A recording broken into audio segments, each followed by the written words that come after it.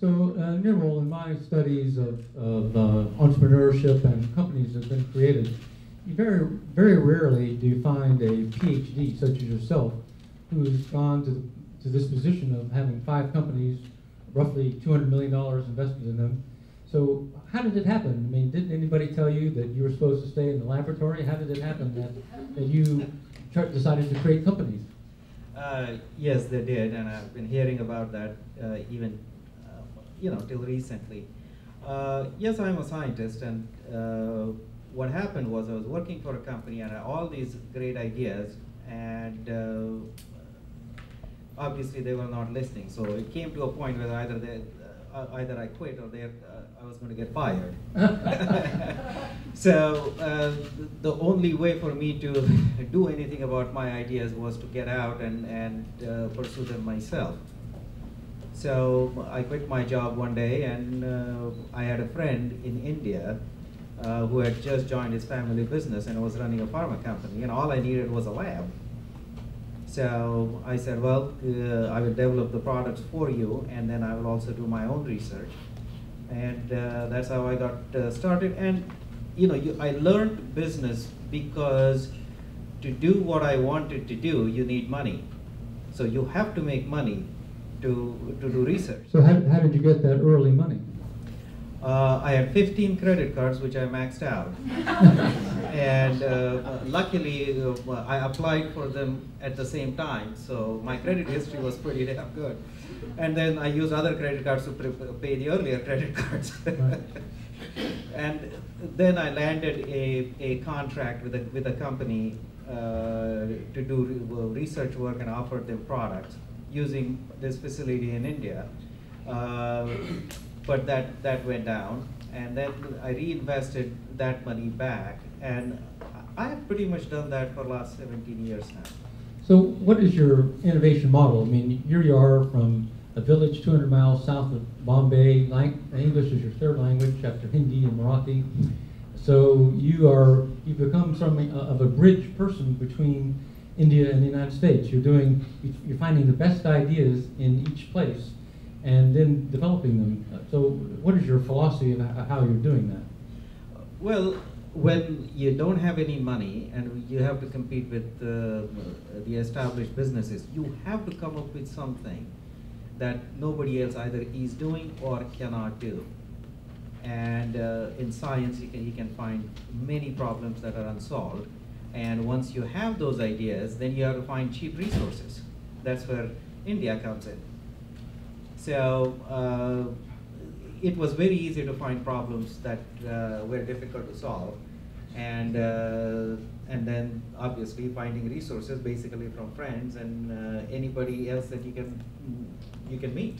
So we'll get into the specifics of your technologies in a minute, but it seems that you find really good ideas either in India or from Stony Brook here or NYU here, and you as you start to develop these ideas, you need research clout in India. So that doing some aspects of research is cost effective in India, but then other functions you can only find those in the United States. Other higher value added functions in terms of taking products public. Explain how that works.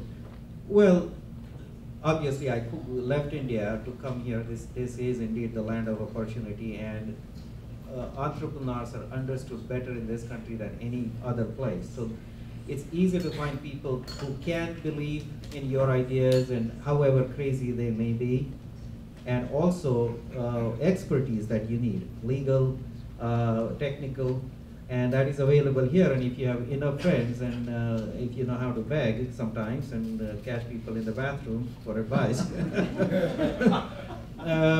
you can get that, and then you go back and get the scientific understand the research is labor intensive, not necessarily manufacturing anymore. So you go to India for that. So it's interesting, you seem to arbitrage between the strengths and weaknesses between the two countries. It's not an approach of do it all in India or do it all in the United States. It's an arbitrage. It's that is correct. Funny thing is, we manufacturing in the United States and we do majority of our research in India. Interesting. So you have 5 companies in 2 dramatically different industries, 4 in the pharmaceutical space and one in energy/automotive. Again, you're violating the rules. Didn't anybody ever tell you that an entrepreneur is supposed to concentrate on one thing and one thing only? All my life and till yesterday also. And this is why it's easy to not have VCs who will tell you just do this and nothing else. The problem is, it's just like a baby. There's a long gestation period between coming up with an idea and see it in reality. And what do you do in between? Also, you have these pressures to keep coming up with money and pay your bills. Right. So and then you come up with more ideas, and as you meet people, they come up with ideas that you fall in love with. So effectively, I am focused on one idea at a time, but there is a lot of time that you have. So let's get specific. I mean, you have a gamma. I guess the first thing you have is the clotbuster drug in India. That's one of your most exciting. That's in stage 2 clinical trials. So tell us about that. Yeah, well, that's a good story, by the way. And here is a person that I met who was fired from the company that he founded after these guys raised $275 million. The market cap was about $5 billion, and they said, "We have all the money in the world. We don't need you." It's just like Steve Jobs got fired from his job, and he was destitute. So he said, "Well, I'm in biotechnology. Is there anything I can do for you?" And I said, "No, I'm a tab pills guy." But I said, "Well, listen, when I started my business, I needed a lab. You know anybody in India who could give you some space?" It so happened one of his friends had become a director of one of the most prestigious institutes in India. And that's how we got started. And he said that, "Well, look, here is a drug that we have basically tested in test tubes. Do you think Nirmal would be interested?" And that's how I took it on. So a lot of times I call myself a venture capitalist. Enormous amount of venture, very little capital. So I managed to come up with the money to keep funding it. And the great thing about this Clotbuster is that these are the drugs which are given to you when you get a heart attack and there is a clot, either or you have a stroke. Now the problem with the existing Clotbusters is they will dissolve the clot, but they will dissolve every other clot in the body and stop blood from clotting. So you get one shot at it. You have to do it in the hospital, and there's a real risk of dying, which is not so convenient for the doctors for sure. So this particular molecule would only activate when it hits the clot and do nothing else, and only hits fresh clots because those enzymes are there. And we are very, very excited now. We have the patients where it has been successful. So that's an idea that came out of India. But on the energy side, those ideas that you're developing there to transform the internal combustion engine, those are pretty much your ideas that stemmed from working on a Camaro in college, right? I was in graduate school and working for minimum wage, and I got a car for $100. The guy wanted to get rid of it, so the junkyard is giving me $100. So I got it. Now, it leaked oil and used gas. It gave me good 10 miles a gallon. And being working on thermodynamics, I said, there must be something wrong about it. And I'm talking 87, 88, and the gasoline was 85 cents a gallon. Nobody gave a damn. Now everybody's talking about energy. So in 2006, I met a professor who had just retired from IIT Aerospace in Mumbai. IIT, the Institute of Technology in India, Indian Institute of Technology. Right, and he had come to see me about a medical device. How ironic. So I said, I'll help you with your medical device. I know some of the best people in the industry. And I have this engine idea, and I showed him the equations and everything else. And I said, well, do you think this will work? And he was intrigued. He says, yeah, this will be great for jet engines. I said, I don't know the difference between a jet engine and a piston engine, but do you think it will work? And he said, yeah, it will work. So you as a PhD needed an engineer to help translate your ideas into reality. Exactly. So give us the overview. You say that only 15% of the energy in a gallon of gasoline actually reaches the wheels, as we saw firsthand with your Camaro. So what can you do about that? Well, a lot can be done about it. And when I was talking to Jim here, and he said, well, the internal combustion engines are going to go away in 20 years. And my answer to that was not in 20, not in 200. They powered the second industrial revolution. They will power the third, and they are not going away even for 200 years. Now, nobody has changed how the internal combustion engine worked since its invention over 100 years ago, almost 150 years ago.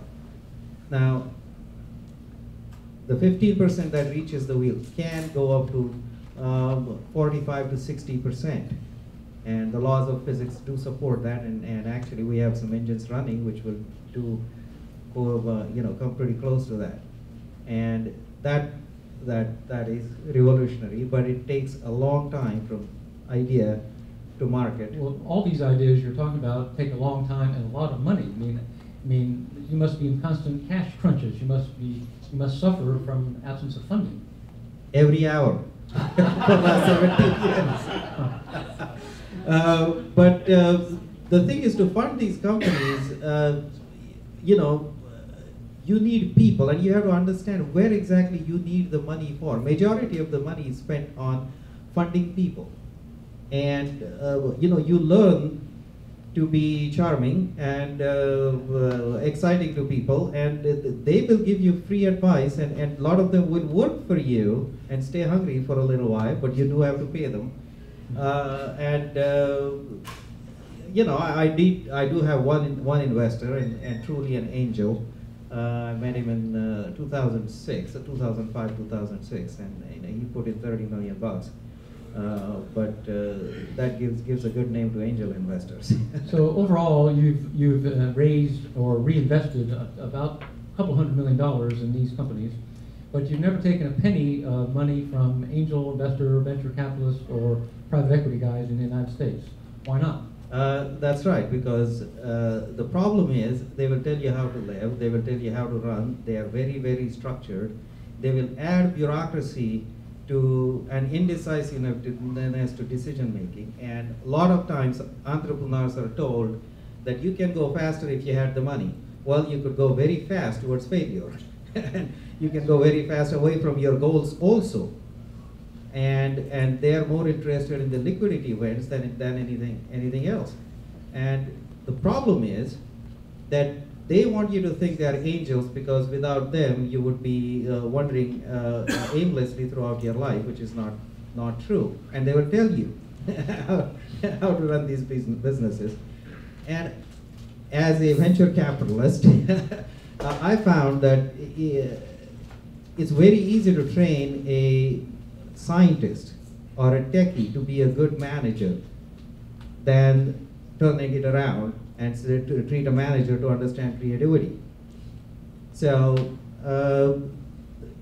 I've met a lot of investors and venture capitalists. I was not able to take any money from them because the conditions were just not. And of course, they would want you to concentrate on just one company and not have 5 companies. Exactly. Right. Exactly.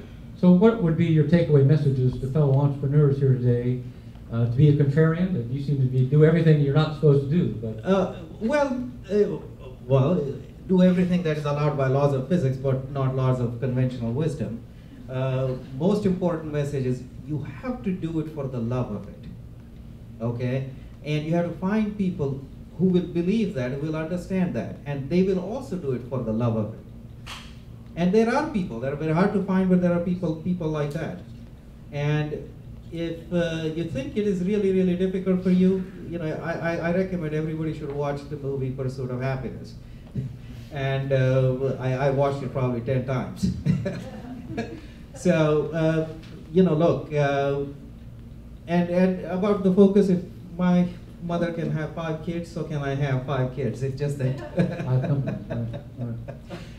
So surrounding yourself with the right kind of people is one of the critical lessons. And loving what you do, and you are going to do it no matter what, because if that was the last thing you ever did in your life.